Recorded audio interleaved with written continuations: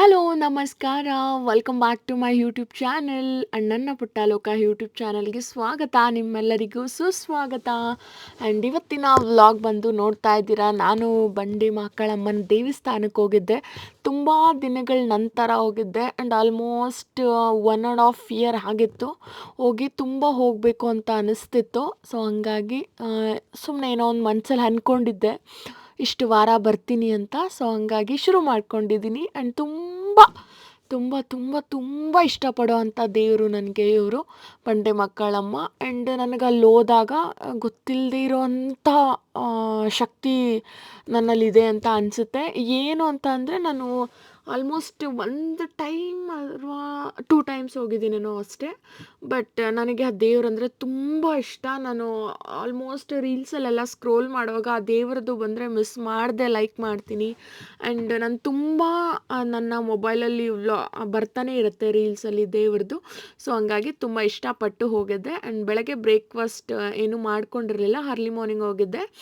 ಚಾರುಗೆ ಎಲ್ಲ ಬ್ರೇಕ್ಫಾಸ್ಟ್ ಎಲ್ಲ ಮಾಡಿಕೊಟ್ಟು ಅವಳಿಗೆ ತಿನ್ನಿಸಿ ಒಂದು ಸ್ವಲ್ಪ ಬೀಟ್ರೋಟ್ ದೋಸೆ ಎಲ್ಲ ಮಾಡಿ ಸ್ನ್ಯಾಕ್ಸಿಗೆಲ್ಲ ಹಾಕ್ಕೊಟ್ಟು ಒಂದು ಸ್ವಲ್ಪ ನನಗೆ ಡ್ರೈ ಫ್ರೂಟ್ಸನ್ನ ನೆನೆಸಿದ್ದೆ, ನನಗೆ ನಮ್ಮ ಮನೆಯವ್ರಿಗೆ ಎಲ್ಲ. ಸೊ ಅದನ್ನು ಬ್ರೇಕ್ಫಾಸ್ಟ್ ತಿಂತಿಲ್ವಲ್ಲ ಅಂದ್ಬಿಟ್ಟು ನಾವು 8 o'clock ಮನೆ ಬಿಟ್ವಿ. ಆ ಟೈಮಲ್ಲಿ ಒಂದು ಸ್ವಲ್ಪ ಡ್ರೈ ಫ್ರೂಟ್ಸನ್ನ ನೆನೆಸಿದ್ನೆಲ್ಲ ಆಯಿತು ಹೋಗ್ತಾನೆ ತಿನ್ಕೊಂಡು ಹೋಗೋಣ ಅಂದ್ಬಿಟ್ಟು ಸ್ವಲ್ಪ ಎಲ್ಲ ಬಾಕ್ಸಿಗೆ ಹಾಕ್ಕೊತಾ ಇದ್ದೀನಿ. ಆ್ಯಂಡ್ ಬಾದಾಮಿನ ನೆನೆಸಿ ಬೆಳಗ್ಗೆ ಅದ್ರ ಸಿಪ್ಪೆ ಬಿಡಿಸಿ ತಿನ್ನೋದ್ರಿಂದ ತುಂಬ ಉಪಯೋಗ ಇದೆ. ಆ್ಯಂಡ್ ಸೀಬೆಹಣ್ಣನ್ನು ಕೂಡ ತೊಗೊಂಡಿದ್ದೆ, ಖಾಲಿ ಹೊಟ್ಟೆಲಿ ತಿಂದರೆ ಒಳ್ಳೆಯದು ಅಂತ.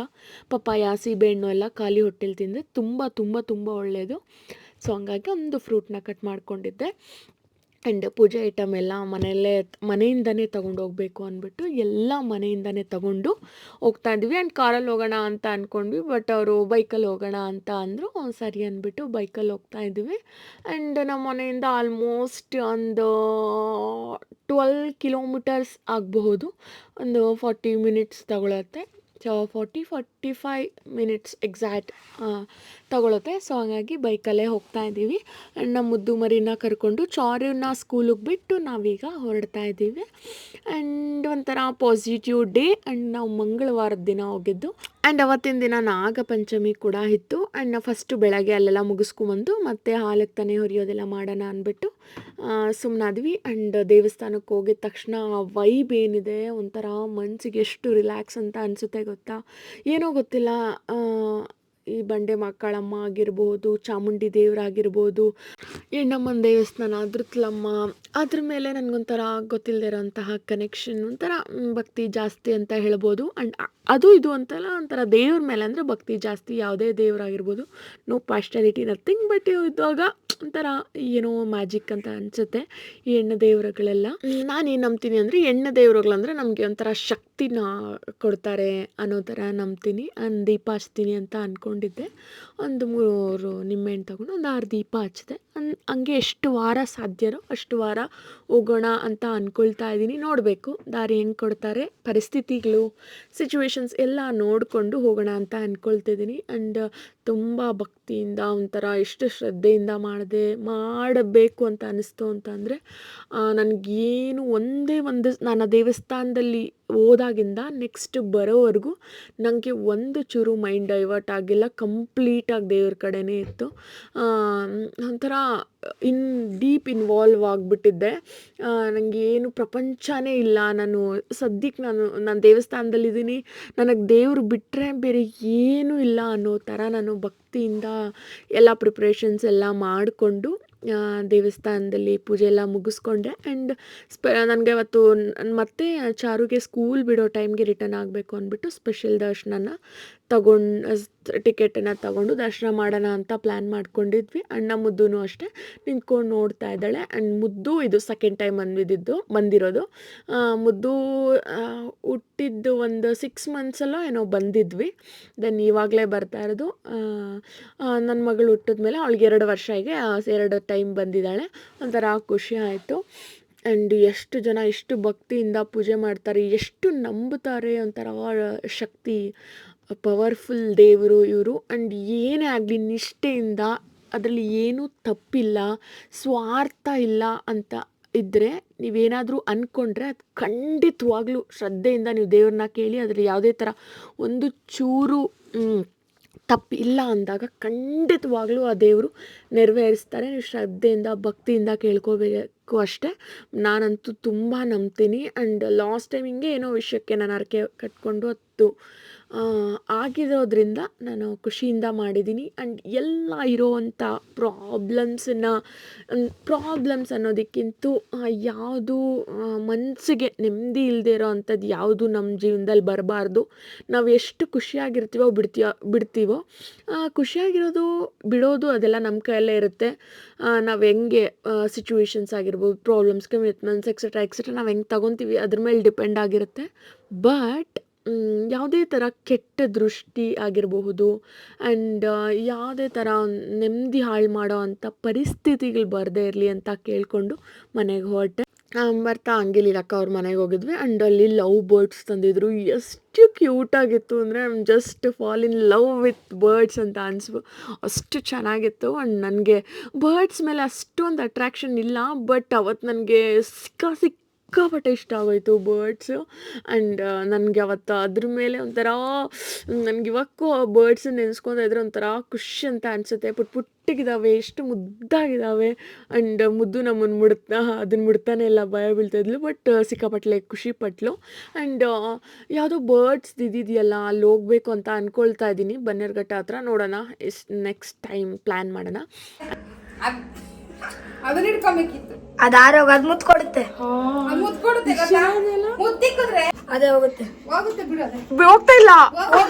ಇಷ್ಟ ಆಗ್ಬಿಟ್ಟಿದ್ಯಾ ಅದಕ್ಕೆ? ಅಯ್ಯೋ ನಂಗೆ ಭಯ ಆಗ್ತಿದೆ ಪಾಪ ಬಿದ್ದೋದ್ರೆ. ಅಲ್ಲಿ ಕೋಲ್ ಮೇಲೆ ಇಡಿ, ಅದೇ ಹೋಗುತ್ತೆ. Wow, so cute.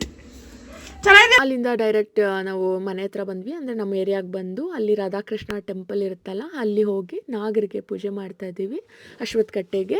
ಆ್ಯಂಡ್ ಅವತ್ತು ಹೇಳಿದೆ ಅಲ್ವಾ ನಾಗಪಂಚಮಿ ಕೂಡ ಇತ್ತು ಅಂತ. ಸೊ ನಾನು ಚಾರುನೂ ಬರಲಿ ಒಂದೇ ಸರಿ ಎಲ್ಲರೂ ಹೋಗೋಣ ಅಂದ್ಬಿಟ್ಟು ನಾವು 12:30ಗೆ ಹೋದೆ, ಒಂದು ಸ್ವಲ್ಪ ಲೇಟಾಗೇ. ಬಿಕಾಸ್ ಚಾರುನೂ ಇರಬೇಕು, ಚಾರುನೂ ಮಾಡಬೇಕು ಅನ್ನೋ ಕಾರಣಕ್ಕಷ್ಟೇ. ಆ್ಯಂಡ್ ನಾಗರ ಪಂಚಮಿ ಏನಕ್ಕೆ ಮಾಡ್ತಾರೆ, ಏನು ಈ ಹಬ್ಬದ ವಿಶೇಷ ಆ್ಯಂಡ್ ಅದರಿಂದ ಫಲಗಳೇನು ಅಂತ ನನಗೆ ಗೊತ್ತಿರೋ ಅಷ್ಟು ಮಾತ್ರ ಏನು ಅಂತ ಅಂದರೆ, ಈ ನಾಗರ ಪಂಚಮಿ ಅನ್ನೋದು ನಮ್ಮ ಜೊತೆಯಲ್ಲಿ ಹುಟ್ಟಿರೋ ಅಂತಹ ಅಣ್ಣ ಆಗಿರ್ಬೋದು, ತಮ್ಮ ಆಗಿರಬಹುದು, ಅಕ್ಕ ಎಲ್ಲ ತವ್ರ ಮನೆ ಚೆನ್ನಾಗಿರಲಿ, ಅವರ ಆಯುಷು ಆರೋಗ್ಯ ಎಲ್ಲ ಅವರು ಅಂದರೆ ಅವರ ಸುಖ ಸಂಪತ್ತು ಎಲ್ಲ ಸಿಗಲಿ ಅಂತ ನಾವು ಅವ್ರಿಗೋಸ್ಕರ ಬೇಡ್ಕೊಳೋ ಅಂತ ಹಬ್ಬ ಅಂತ ನನಗೆ ಗೊತ್ತಿರೋ ಅಂಥದ್ದು. ಆ್ಯಂಡ್ ಇನ್ನೂ ಬೇರೆ ಕಾರಣಗಳಿರ್ಬೋದು, ನನಗೆ ಅಷ್ಟು ಮಾತ್ರ ಗೊತ್ತಿದೆ. ಆ್ಯಂಡ್ ಅವತ್ತು ಅಷ್ಟೇ ಭಕ್ತಿಯಿಂದ ಪೂಜೆ ಮಾಡಿದೆ. ಆ್ಯಂಡ್ ಇನ್ನೊಂದೇನು ಅಂತಂದರೆ, ಫಸ್ಟ್ ನಾಗರಿಗೆಲ್ಲ ಮಾಡಿಬಿಟ್ಟು ಮತ್ತೆ ಹುತ್ತಿಗೆ ಹಾಲು ಹಾಕಬೇಕಲ್ವ, ಅದನ್ನೆಲ್ಲ ಮಾಡ್ತಿದ್ದೆ. ಆ್ಯಂಡ್ ಊರಲ್ಲಿ ಕೂಡ ಮಮ್ಮಿ ಎಲ್ಲ ಮಾಡ್ತಾರೆ. ಸೊ ಕೆಲವೊಂದು ಎಲ್ಲ ಕ್ಲೀನಾಗೆ ಫಾಲೋ ಮಾಡಿದೆ ಅಂತ ಅಂದ್ಕೊಳ್ತೀನಿ. ಆ್ಯಂಡ್ ಚಾರುನ ಮನೆಯಲ್ಲಿ ಮಕ್ಳ ಕೈಯಲ್ಲಿ ಎಲ್ಲ ಮಾಡಿಸಿದ್ರೆ ತುಂಬ ಒಳ್ಳೆಯದು. ಸೊ ಹಂಗಾಗಿ ಮಕ್ಳ ಕೈಯಲ್ಲೂ ಹಾಕ್ಸೋಣ ಅಂತ ಪ್ರತಿ ವರ್ಷವೂ ಮಾಡ್ಕೊಂಬರ್ತಾಯಿದ್ದೀನಿ. ಅಂದರೆ ಚಾರು ಹುಟ್ಟಿದಾಗಿಂದನೂ ಮಿಸ್ ಮಾಡದೆ ಚಾರು ಕೈಯಲ್ಲಿ ಹಾಕ್ಸ್ತಾಯಿದ್ದೀನಿ, ಮುದ್ದು ಕೈಯಲ್ಲೂ ಹಾಕ್ಸ್ತಾಯಿದ್ದೀನಿ. ಸೊ ಹಂಗಾಗಿ ನಾನು ಕೂಡ ಮಾಡ್ತಾಯಿದ್ದೀವಿ. ಆ್ಯಂಡ್ ಅಲ್ಲೇ ನಿಯರ್ ಬೈ ಇತ್ತು, ಅಲ್ಲಿ ಹೋಗಿ ಪೂಜೆ ಎಲ್ಲ ಮಾಡಿ ಹಾಲೆಲ್ಲ ಹಾಕಿ ನೆಮ್ಮದಿಯಿಂದ ಭಕ್ತಿಯಿಂದ ಎಲ್ಲನೂ ಒಳ್ಳೆಯದಾಗಲಿ ಅಂತ ಕೇಳಿಕೊಂಡೆ. ಆ್ಯಂಡ್ ಇಷ್ಟೇ. ಒಂಥರ ಈ ಥರ ಹಬ್ಬಗಳು ಹರಿದಿನಗಳೆಲ್ಲ ಬಂದಾಗ ಏನೋ ಗೊತ್ತಿಲ್ಲದಿರೋ ಅಂಥ ವೈಬ್ಸ್ ಆಗಿರಬಹುದು. ಆ್ಯಂಡ್ ಒಂಥರ ಇದನ್ನೆಲ್ಲ ನಂಬಬೇಕು. ನಾನು ಇಷ್ಟೆಲ್ಲ ಕ್ಲೀನಾಗೆಲ್ಲ ಫಾಲೋ ಮಾಡ್ತೀನಿ ಅಂತಂದ್ರೆ ಮದುವೆ ಆದಮೇಲೆ, ಮದುವೆಗೆ ಮುಂಚೆ ಮಾಡಬೇಕು ಆ್ಯಂಡ್ ಅದರದ್ದು ಏನೇನಿರುತ್ತೆ, ಏನೇನು ಕ್ಲೀನಾಗಿ ಫಾಲೋ ಮಾಡ್ತಾ ಇರಲಿಲ್ಲ. ಆ್ಯಂಡ್ ಇದರಿಂದ ಏನು ತಿಳ್ಕೊಳ್ತಾ ಇರಲಿಲ್ಲ. ಇವಾಗೊಂಥರ ಜವಾಬ್ದಾರಿ. ಆ್ಯಂಡ್ ಜವಾಬ್ದಾರಿ ಅನ್ನೋದಕ್ಕಿಂತೂ ಎಲ್ಲ ಒಳ್ಳೆಯದಾಗಬೇಕು, ಎಲ್ಲ ಸರಿಯಾಗಿರಬೇಕು, ಎಲ್ಲ ಸರಿಯಾಗಿ ಮಾಡಬೇಕು ಅನ್ನೋ ಇಂಟ್ರೆಸ್ಟ್. ಆ್ಯಂಡ್ ಒಂಥರ ಚೆನ್ನಾಗಿತ್ತು. ಆ್ಯಂಡ್ ಐ ಥಿಂಕ್ ಎಲ್ಲರೂ ನಾಗಪಂಚಮಿನ ಚೆನ್ನಾಗಿ ಸೆಲೆಬ್ರೇಷನ್ ಮಾಡಿದ್ರಿ ಅಂತ ಅಂದ್ಕೊಳ್ತೀನಿ. ಆ್ಯಂಡ್ ತುಂಬ ಜನ ಈ ಹಬ್ಬಕ್ಕೆ ಸೀರೆ ಎಲ್ಲ ಇಟ್ಟು ಮಾಡ್ತಾರೆ, ಬಟ್ ನಾವೇನು ಸೀರೆ ಇಡಲ್ಲ. ಸೊ ನಾನು ದೊಡ್ಡವ್ರು ಏನು ಫಾಲೋ ಮಾಡ್ಕೊಂಡು ಬಂದಿದ್ದಾರೆ ಅದನ್ನು ಮಾತ್ರ ಫಾಲೋ ಮಾಡಿಕೊಂಡು ಬರ್ತಾಯಿದ್ದೀನಿ. ಸ್ಪೆಷಲಾಗಿ ಏನೂ ಮಾಡ್ಕೊಂಡಿಲ್ಲ.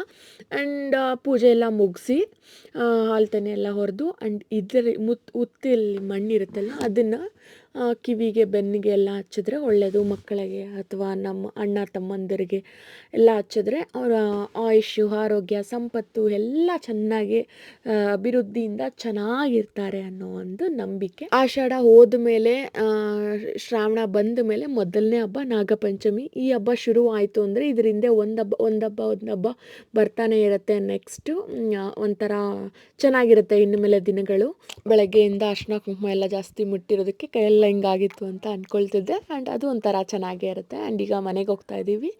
ಇವತ್ತಿನ ವ್ಲಾಗ್ ಇಷ್ಟೇ, ತುಂಬ ಸಿಂಪಲ್. ಆ್ಯಂಡ್ ಈ ವ್ಲಾಗ್ ನಿಮಗೆ ಸ್ವಲ್ಪನಾದರೂ ಇಷ್ಟ ಆಗಿದ್ದರೆ please don't forget to like, share and subscribe to my YouTube channel. Thank you guys, thank you so much for watching. Bye.